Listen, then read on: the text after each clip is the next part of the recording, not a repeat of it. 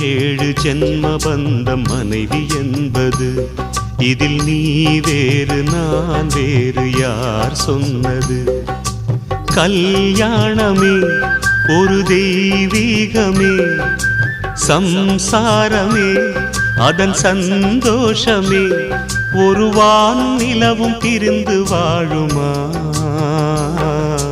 ஏழேழு ஜென்ம பந்தம் மனைவி என்பது, இதில் நீ வேறு நான் வேறு யார் சொன்னது?